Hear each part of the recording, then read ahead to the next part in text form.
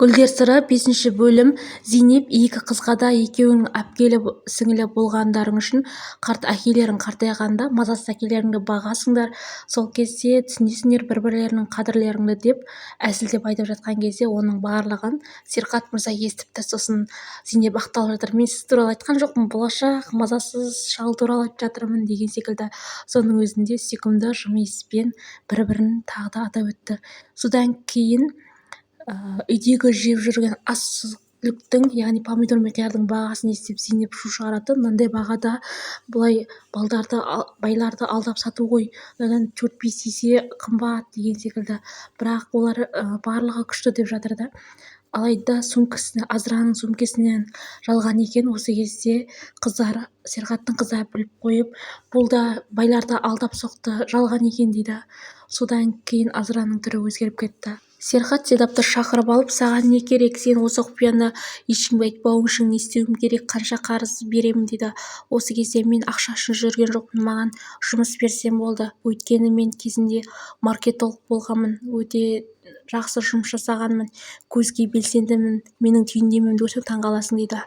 Ал мұнда Азыраның денесі толып кеткен, мына жерінде май басқан. Осы майларды кетіру үшін жаттығу жасау фитнес залына әкеледі, әрине барлығы күшпен.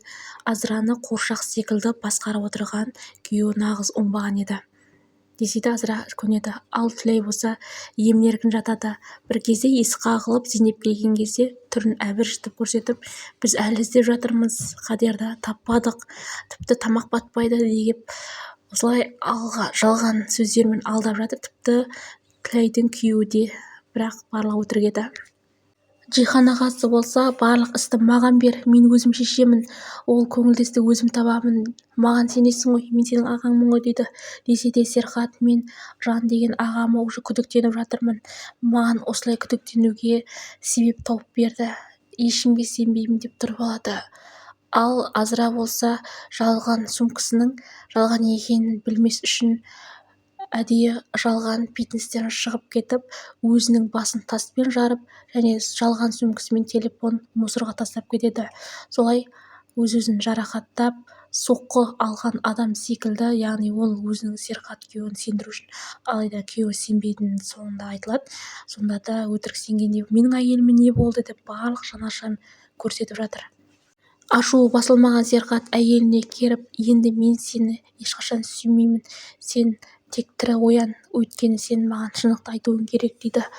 Ал мұнда үйінде жүрген Зейнеп ағасымен қауышып, қайтадан жұмысқа кететінін айтып жатыр. Ағасы болса: сені қызметші ретінде көрмейді ғой, иә, сен оларға шынымен мұғалімсің ғой дейді.